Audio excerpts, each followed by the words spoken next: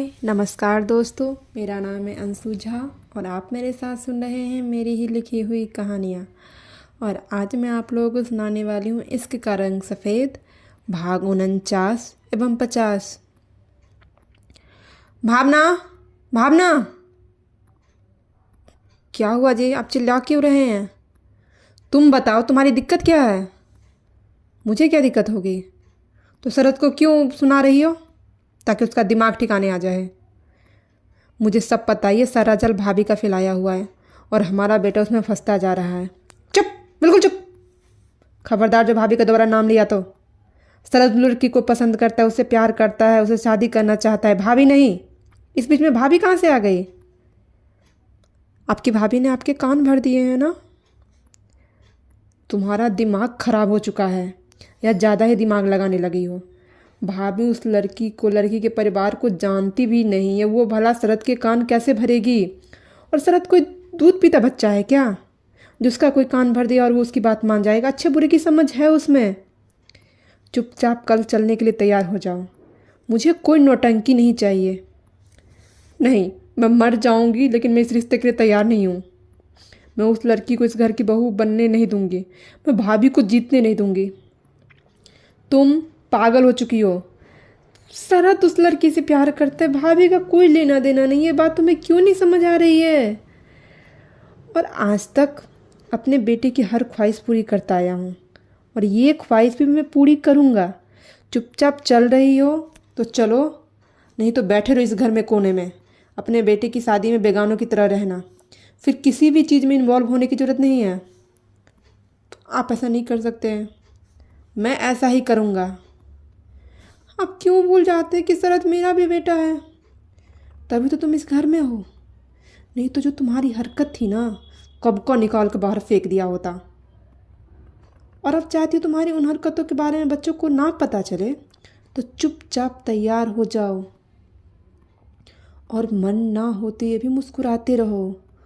मुझे कोई ड्रामा नहीं चाहिए, नहीं तो ये जो आदर्श माँ बनकर घूम रही हो ना, एक पल लगेगा तुम्हारा ये मुखौटा नोचकर फेंक दूंगा, फिर तुम्हारी सारी असलियत बाहर आ जाएगी। गोविंद जी का गुस्से में पारा हाई हो चुका था। देवर जी! आराधना जी कमरे के अंदर आती है। कितनी बार आपको समझाया है बीती हुई बातों को याद नहीं करने के लिए और ना ही उसका जिक्र करने के लिए, फिर क्यों आप बीती बातों को खुरेदते रहते हैं? भूल जाइए उन बातों को। अगर उन बातों की वजह से रिश्ते में खटास मत लाइए प्लीज़। और क्यों आप उस बात को दोहराते रहते हैं? किसी ने सुन लिया तो? दीवार के भी कान होते हैं। भाभी, ये औरत मुझे मजबूर करती है। मैं भी चाहता हूँ सब कुछ भुलाकर अपने बच्चों के साथ ज़िंदगी जीऊँ, लेकिन ये हर बात इसका ड्रामा लगा रहता है। शादी करनी है तो करनी है, क्या फ़र्क पड़ता है लड़की कहाँ की है? हम उसे अपने घर में लाएंगे, वो हमारे घर की हो जाएगी। हाई सोसाइटी की लड़की में हीरे मोती जड़े होते हैं, जो ये साधारण लोग से इतने जलती है। और इतना तमाशा क्यों खड़ा कर रखा है? हाँ, समझाइए आप इसे। आराधना जी भावना जी के पास आती है। आराधना, क्यों तमाशा खड़ा कर रही हो? चलो ना। भावना जी गुस्से में आराधना को घूरती है और अपने आप को शांत करती है। भाभी, ये सब आपका किया धरा है। मैं क्या करूँगी भावना? तुम क्यों ऐसा सोचती हो? तुम क्यों ऐसा कह रही हो? क्यों अपनी बसी बिसाई गृहस्थी में आग लगा रही हो? इसी उम्र में अलग होकर कहाँ जाओगे दोनों, बताओ? बच्चे की खुशी में खुशी रहो ना, ज़िंदगी स्वर्ग लगेगी। अब वो ज़माना गया जहाँ माँ बाप रिश्ता तय करते थे और बच्चे सर झुकाकर मान लेते थे। अरेंज मैरिज में भी आखिरी फैसला बच्चों का ही माना जाता है। इसलिए अब ज़माना बदल गया है, इसलिए बदलते हुए ज़माने के साथ जियो भावना, तभी कुछ रह पाओगी। आप मुझे समझा रही है भाभी?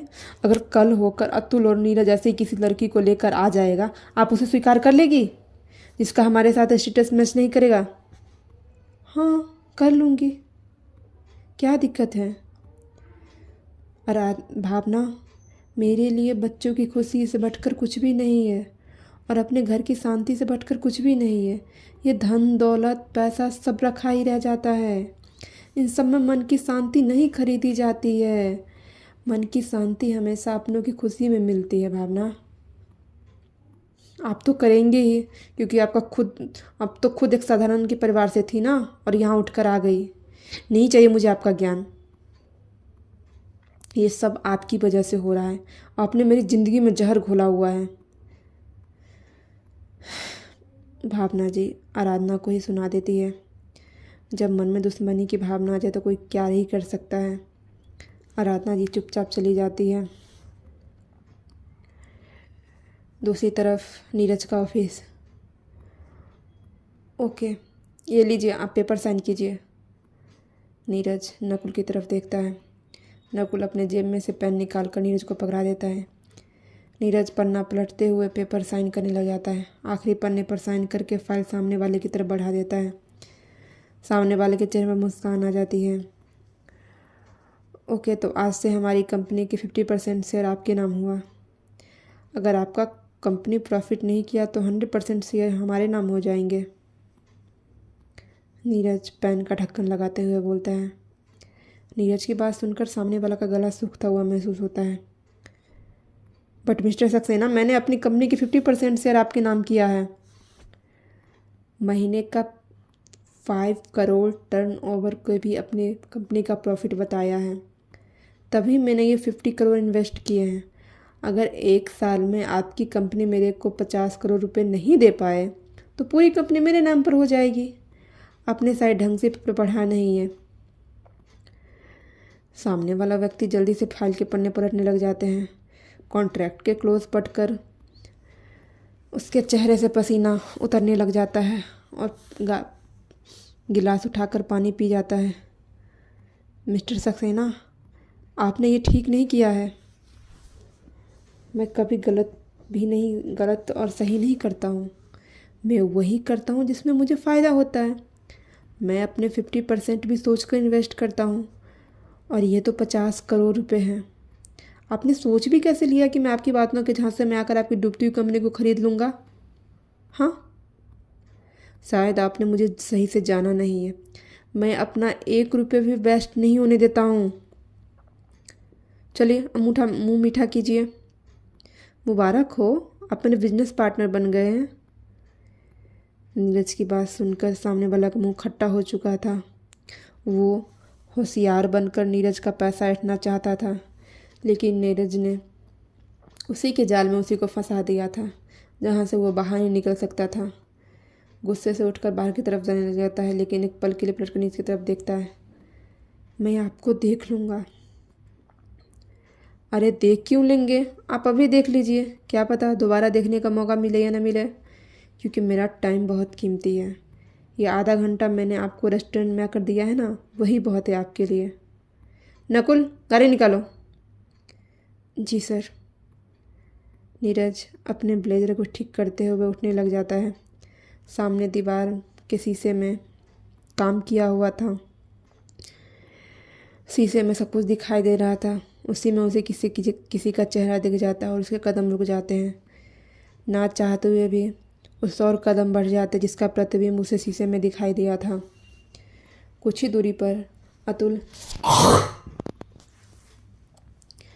एक लड़की के साथ हंस हंस कर बात कर रहा था। नीरज वहीं पर जाकर खड़ा हो जाता है।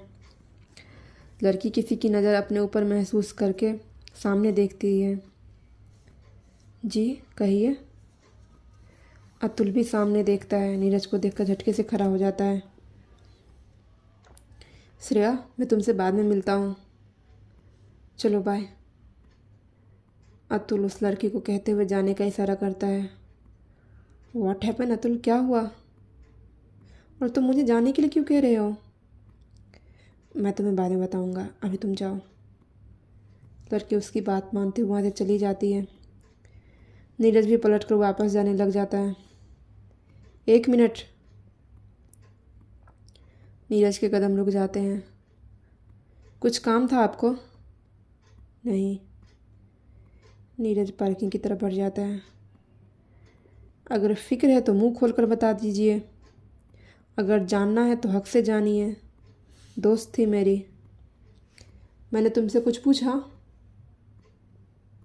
मैंने भी आपको नहीं बताया है, मैंने इस गाड़ी को बताया है।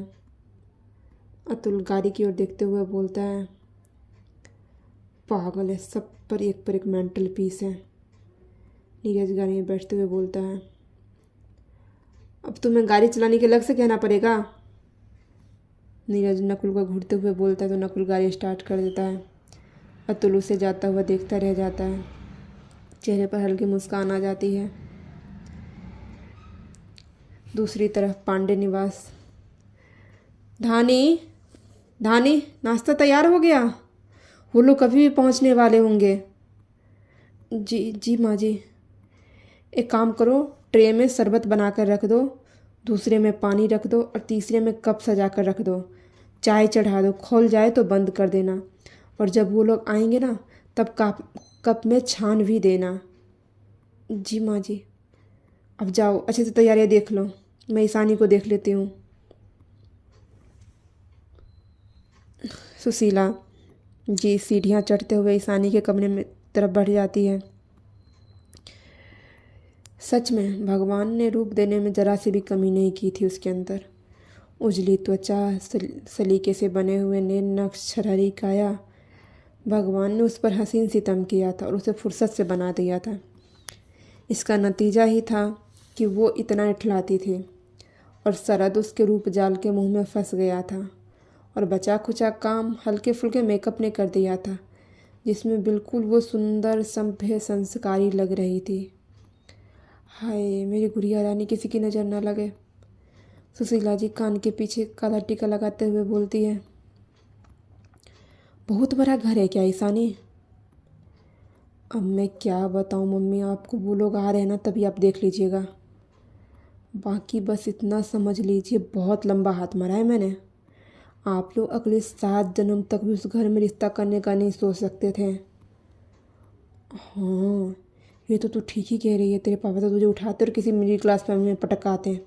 अब मेरी बात कान खोल सुन, जितनी बार मैं तुझे कहूँ ना चाय लाओ, खाना लाओ, पानी लाओ, चुपचाप उठ कर ले आना। और हाँ, ज़्यादा हील मत पहनना, नहीं तो आने जाने में परेशानी होगी। हाँ मम्मी, मैंने सब कुछ मैनेज कर रखा है। ठीक है चलो, तुम हो गए तैयार, मैं नीचे जाती हूँ, जब बुलाऊँ तब आ जाना। हाँ मम्मी। मोहल्ले में एक के बाद एक लग्जरी गाड़ियाँ लग रही थी। सब अपने घर से निकलकर गेट पर आ रहे थे कि आखिर इतनी महंगी महंगी गाड़ियाँ किसके घर आ रही है, किसके रिश्तेदार इतने पैसे वाले पैदा हो गए। साहब इसके आगे गाड़ी नहीं जाएगी। ड्राइवर लंबी चौड़ी गाड़ियों को तंग गलियों में घुसाते हुए बोलता है, देखो ना थोड़ा कोशिश करके, बाहर बहुत धूप है। नहीं साहब, मैं कोशिश करके देख चुका हूँ, स्क्रैच आ जाएंगे गाड़ियों में। क्या हुआ जी? गाड़ी आगे नहीं जा रही है? तो ठीक है ना, यहीं पे उतर जाते, थोड़ा चलना ही तो पड़ेगा ना। आप घनश्याम जी से कहकर ठंड में गाड़ी पार्किंग करवा दीजिए। और हाँ, जो भी सामान है आप लेते आइएगा, फिर भी कुछ सामान हम लोग लेकर जा रहे हैं। आराधना जी अपनी सिल्क के साड़ी संभालते हुए गाड़ी रुकते हुए उतर जाती है, हाथों में बड़ा सा थाल लेते हुए उतर जाती है। उनके पीछे पीछे अरविंद जी भी उतर जाते हैं। आगे से रिया भी बाहर निकल जाती है। वहीं दूसरी गाड़ी में धूप और गंद गलियों को देखकर भावना जी का मुंह बना हुआ था।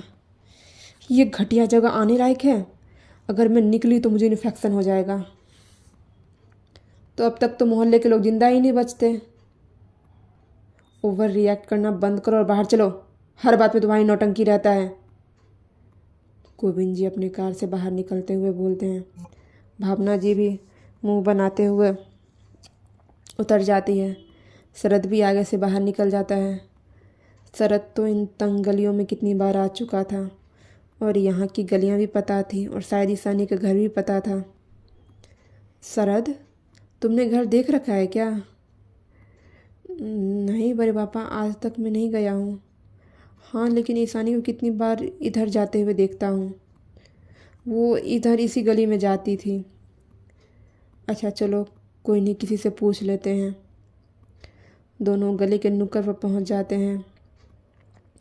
राधे कृष्ण की मंदिर देखकर हर कोई रुककर प्रणाम करने लग जाता है।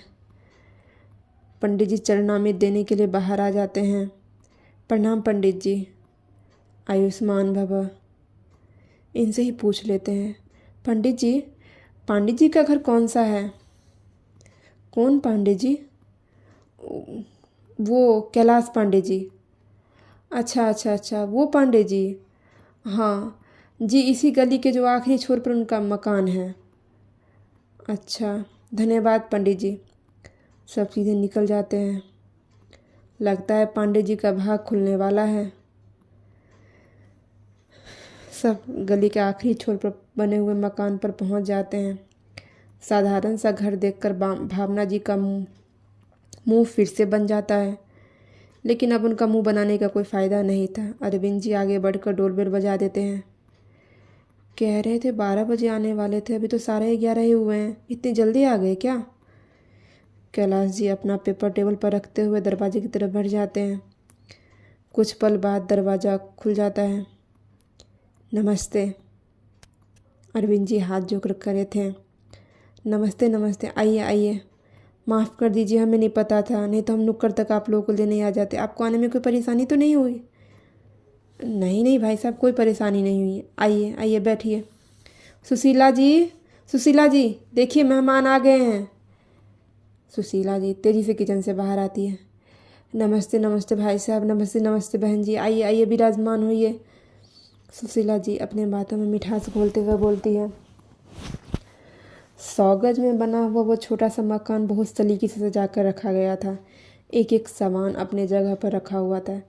एक तरफ किचन, एक तरफ कमरा, एक तरफ बाथरूम, सामने सीढ़ी थी, उसी के ठीक सामने गेट था।